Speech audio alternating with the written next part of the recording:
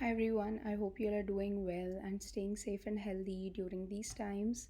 This is Radhika here again, and this video is going to be about how to get over drama or gossip addiction after you have been with narcissistic people.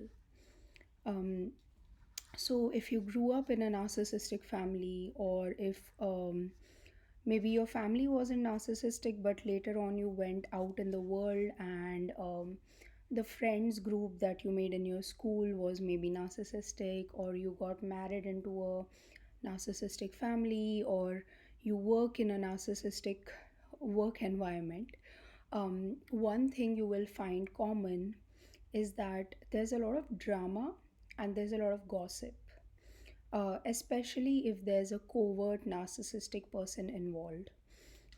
With overts, there is drama, there is less gossip.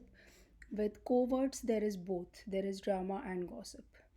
Um, what is going to happen is let's take the first case where you grew up in a very narcissistic family, and say you did not know any of this, you didn't know about narcissism or all of these terms and what it means, etc. And say you are not even the scapegoat, even if you are the golden child of the narcissistic family. Everyone in the narcissistic family is addicted to drama, even the scapegoat, everyone. Because narcissistic families operate in extreme lows and highs. And there's always like some or the other thing going on, some or the other issue going on. Um, there's like some talk about some aunt, uncle, their kids. So, narcissistic families aren't satisfied within themselves. They always need to talk about like either extended families or whoever, they'll find someone, neighbors. So, they are always interested in other people's business. And the conversation of the family revolves more around drama, gossip, etc. This happened, that happened, he said this, he said that, she said that, why did they say it, how did so and so feel, etc., how dare they do that. So it's a lot of that stuff. It's less like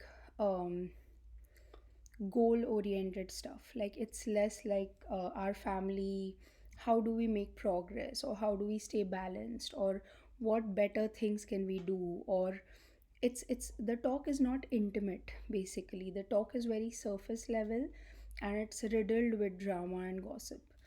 um, so if you grew up in such an environment, you probably don't even understand that you're addicted to drama and gossip. um, because society also to a certain level feeds drama and gossip. Like if you read the news, it's very sensational. If you are in stock trading, it's very sensational. One day it's up, one day it's down, so it kind of keeps you on your toes. If you like sports, sports are very sensational. Like you have to support a team, you have to build your ego around that team.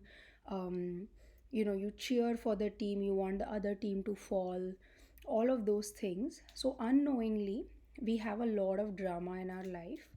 And um, people usually talk about other people, and they think, oh, we are just exchanging information, but it's actually gossip. So because there's no need to talk about anyone else. If two people are having a conversation, unless they are fixing a problem, the conversation can just be about those two people. It doesn't have to be about a third party. um so yeah, so these are some of the things that you will need to look out for if you are born in a narcissistic family. If you kind of come across narcissism later in your life, you will feel a bit exhausted when there's a lot of gossip and drama around you, because maybe you grew up in a more balanced environment. And so when there is a lot of gossip and drama, you would want to go back to your balanced lifestyle. So in those cases, it's easier to spot. That's the only thing I wanted to point out, that if you grew up in a narcissistic family, it becomes harder to spot. You feel like this is a way of life. You always talk about other people, you always have drama in life, etc., etc.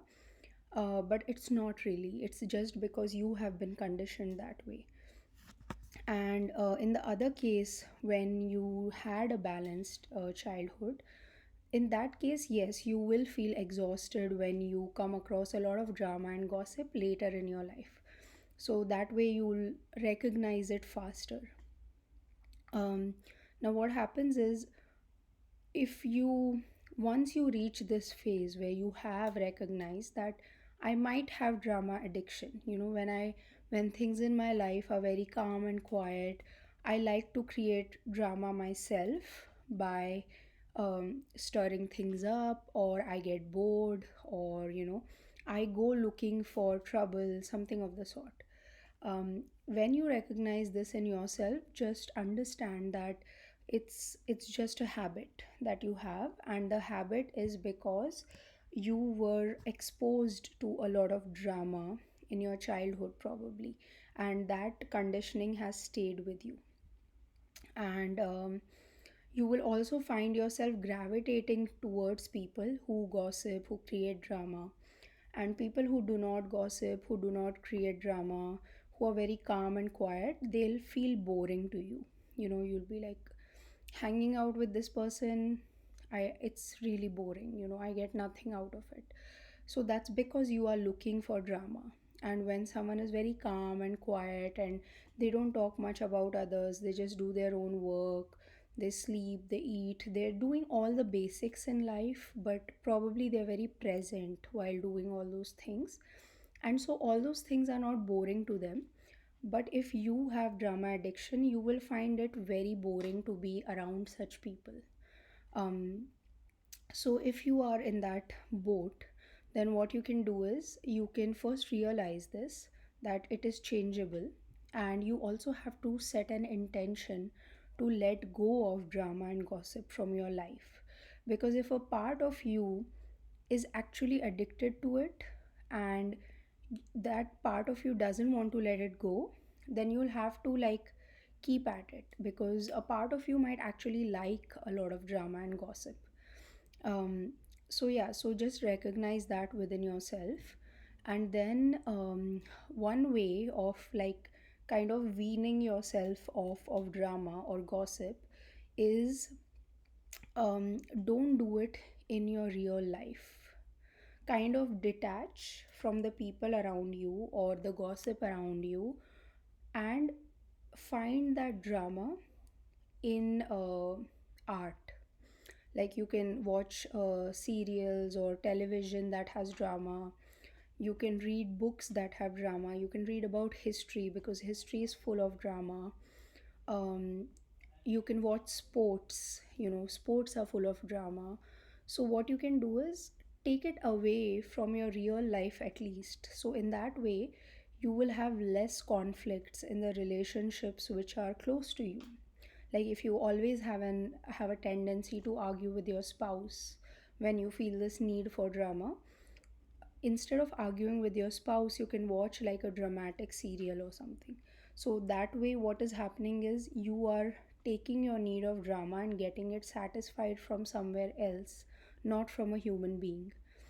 um, and that way their peace is maintained and your relationship with them is maintained. If you have a genuine problem with them, you definitely can have a conversation with them, but you don't need to have a fight with them. So that's the difference.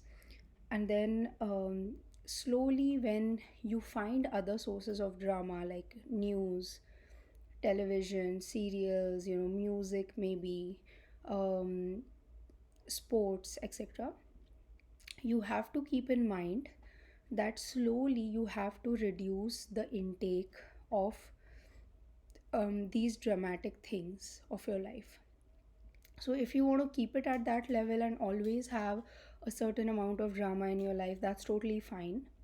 But the thing is, if you are addicted to drama, then you'll get more attached to these things than the real people in your life. So that is also something you want to avoid, because you don't want to ignore the real human beings in your life and just go to, like television and things like that, or sports, for your needs to be met. What you have to do is, you have to understand that I have a excessive need for drama, probably because I grew up that way. and now I have to slowly reduce it. Instead of getting drama from the humans, I'm going to get it from television, art, etc. And slowly I'm going to set the intention to reduce this need of drama in my life. And then with the reduction of drama, you'll understand that every moment of life is quite can be quite dramatic in itself, because slowly, if you get on the middle path and you start seeing whole of life as a miracle, then you will start seeing that every moment of life is interesting, you know. And usually people go to dramatic stuff or gossipy stuff for interesting things happening, you know. When someone comes and tells you, hey, I heard this about so and so, it's actually because they are trying to bring you back in the present moment by telling you something very interesting. So that's the whole point of dramatic things. They get you in the present moment, but slowly you can also get into the present moment and stay in the present moment by coming in the middle and realizing that every activity that you do is interesting. It's not like only gossip is interesting or only fights are interesting. Every activity can be interesting. So, yeah, that was this video. I hope this helps you in some way. And as always, I wish you all a lot of love and a lot of light. Thank you. Bye.